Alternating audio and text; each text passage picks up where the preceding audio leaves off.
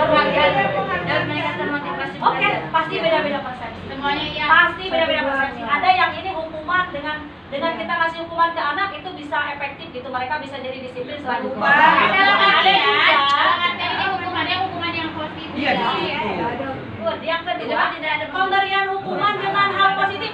Bayangin di sininya ada hal positif. Ya, itu yang itu dapat meningkatkan disiplin anak. Mungkin ada yang sebagian oke setuju di mulut tapi di hati kayaknya enggak ya. Ada yang ketiganya memberikan penghargaan dapat meningkatkan motivasi dari anak. Betul. Ya. Betul ya? Betul ya, kita cek. Ya betul, karena penghargaan Nah, harus secara psikologi Tidak menurut pakarnya nama. hari ini kita akan belajar tentang bagaimana sih disiplin positif itu.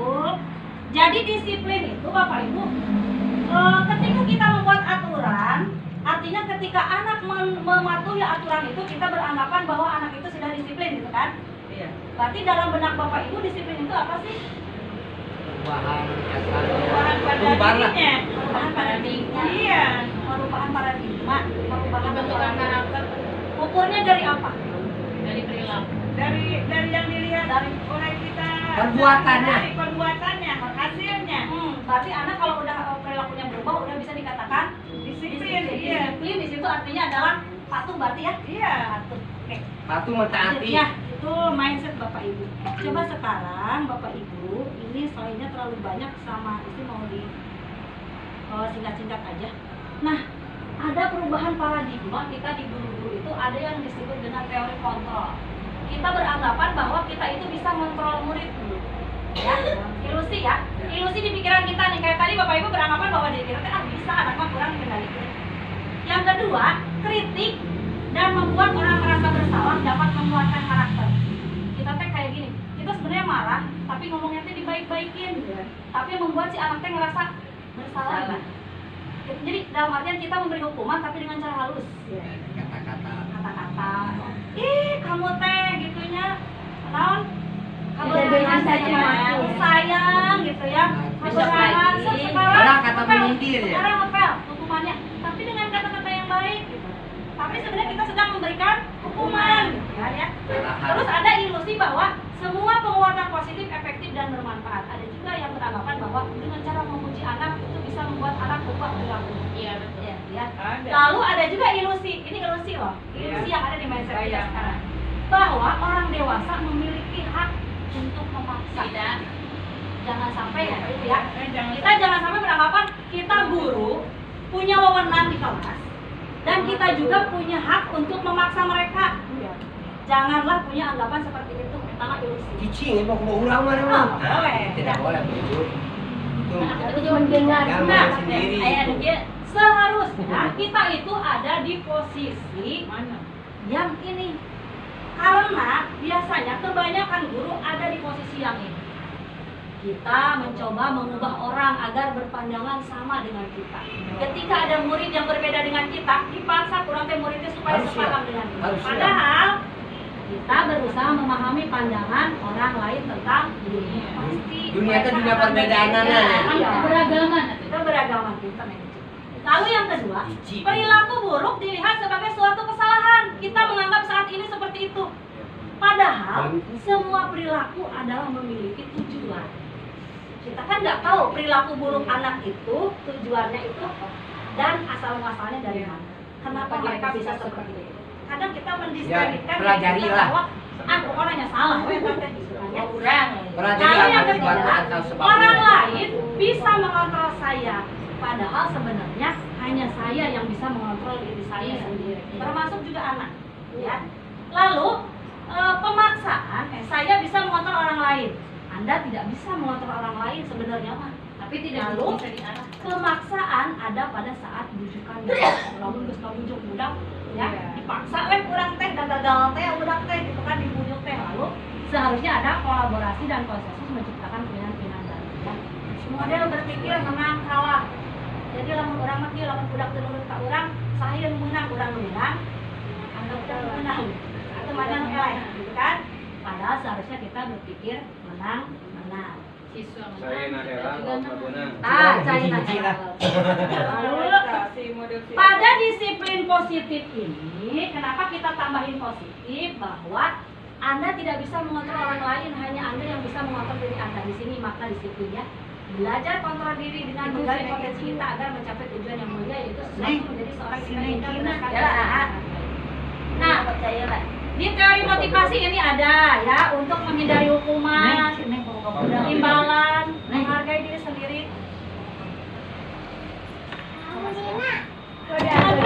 Ngambek.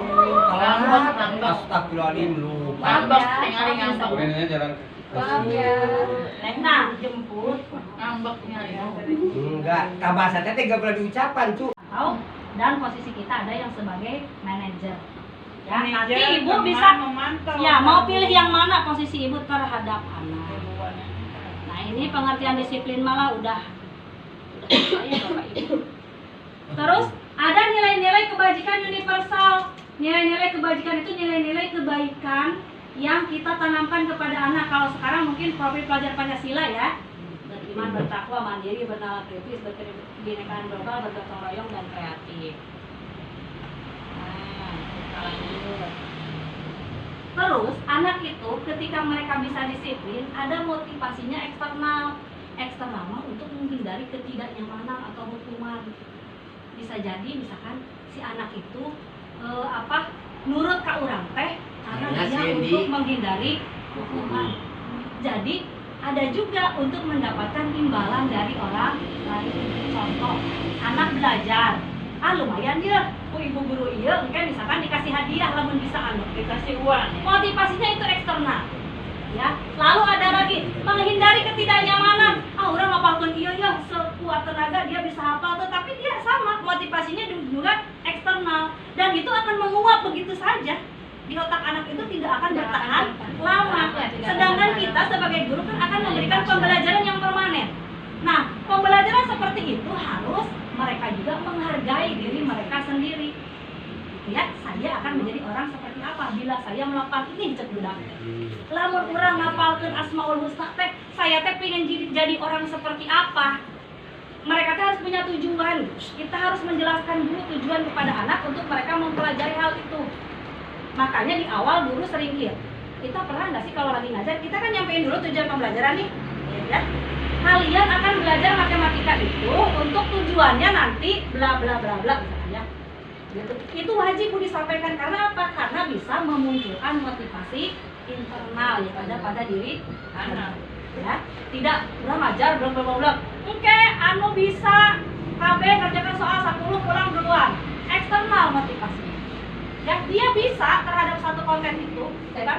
Tetapi Temporer. Kalau Tidak, eksternal itu permanen. temporer ya. Ya. Ada lagi dengan motivasi internal. Iya. Kalau motivasi internal akan lebih kuat. Jadi kedisitan oke anak teh. Tidak, Jadi Bu. kesadaran Iya, mengerti. Jadi dia punya Iya. kesadaran sendiri, dia Iya, mempunyai di kemauan dalam sendiri. Jadi Betul. perbedaannya Rasa antara ingin. motivasi Rasa ingin. Justru yang harus ditumbuhkan oleh kita sebagai guru adalah supaya anak itu tumbuh motivasi internalnya, gitu kan? Rasa Karena ingin, rasa ingin, motivasi rasa ingin eksternal teh. itu mah hanya Kenapa sih harus temporer. piket kan ya Bu? Kenapa harus piket? Berarti kan mereka harus menyadari dulu tujuan dari piket kelas itu untuk apa. Iya. Diresapi dulu oleh diri mereka. Ya, bisa sambil memejamkan mata, mereka menarik napas ketika di kelas kondisinya seperti ini. Coba kalian lihat apa yang kalian rasakan, diresapi. Dan itu salah satu trik supaya mereka merasakan kenyamanan. Oh iya, nyaman. Oh Tadinya nyaman ini sehat, harus sehat, bla sehat, bla bla bla sehat, gitu gitu. kan. Nanti akan muncul motivasi internal. Bisa Bukan di sekolah takut di rumah dihukum, diterapkan ya. kan dirinya sendiri teh. Nah, di sini ada yang bisa menerapkan bentuk restitusi, bukan menebus kesalahan, namun belajar dari kesalahan. Jadi lagi di sini. Bukannya mereka harus menebus kesalahan mereka, tapi mereka harus belajar dari kesalahan. Seperti tadi istri menghadapi kasus bullying gitu ya. Si Rafa emang Rafa mah beberapa kali dia yang mengungkapkan bullying kepada teman-temannya yang lain seperti gitu. Tidak mau. Nah, ini si Rafa teh harus belajar dari sini, belajar dari kesalahan gitu. Kenapa teman-temannya tuh ngejauhin dia? Ada ditanya, iya sih. Kenapa sih teman-temannya menjauhi dia? Karena dia harus belajar dari sini, dari kesalahannya sendiri. Tapi Teh, maaf, itu mah kan Rafa itu anak istimewa ya. Bedalah dengan yang lainnya gitu kan. Kalau anak-anak yang lain seperti Haikal, Asa gitu kan, si Adam gitu kan. itu bisa kita ajarkan untuk supaya dia itu bisa belajar dari kesalahan.